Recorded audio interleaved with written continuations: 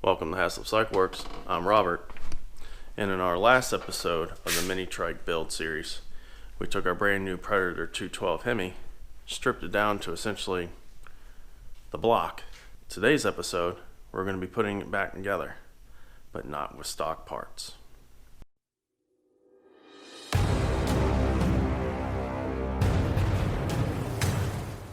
In the last episode of this build series, we took the Predator 212 Hemi out of the box and proceeded to strip it down.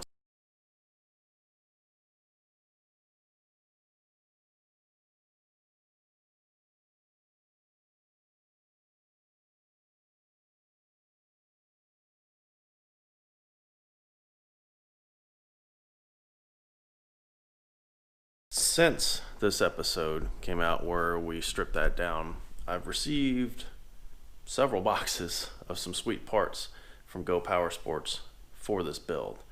First item for the build is our 20, I'll double check what these are, but these are 20 something pound valve springs, 20 thousandths head gasket. We're going to try to bump the compression ratio up just a little bit. Head stud kit and the side cover stud kit. Next is the ARC billet connecting rod. Next comes from Dyno Cams, Mod 2 Cam, billet flywheel, Mikuni VM22 intake adapter. So now that I've shown you everything that's going to go into it, let's get into it. So one of the first things that we want to do is prep our block. If we're going to make any changes to the block, now is the time to do it. Now, not saying this is wrong, but my personal experience with cast aluminum tells me not to do this. You'll see a lot of guys fill governor holes with just a quarter 20 bolt and an impact gun. Does it work? Yeah. Is it worth it to risk cracking this block and me having to start over again? No. So what I like to do to play it safe, quarter 20 tap, a little thread cutting oil, and it takes almost zero effort to cut the threads, and there's no risk of cracking this block and ruining your day.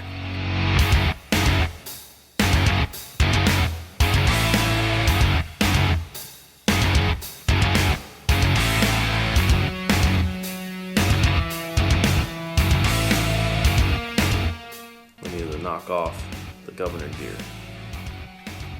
The best way to do that is put the nut back on the end of the crankshaft so that you don't mess up the threads, and very carefully hit the gear.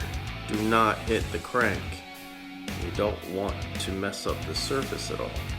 I'm using a brass hammer. That way if I do miss, it's going to ding the brass insert on the hammer, not the crank.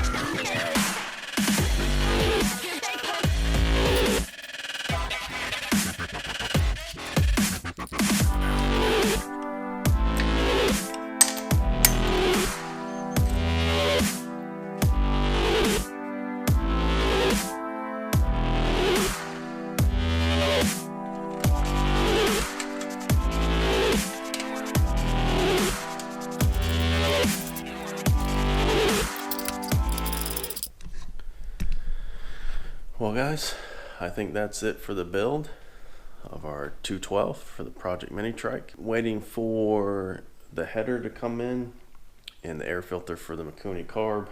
Real easy. If you're intimidated by something like this and you don't want to try it, it's not as bad as you think.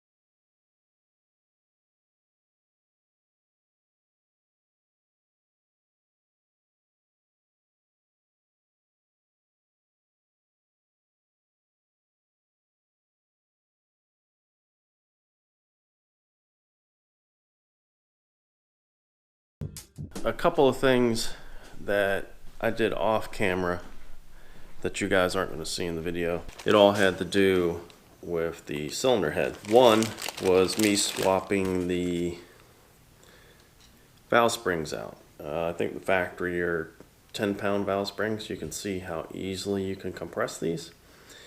And we swapped those for 22-pound valve springs.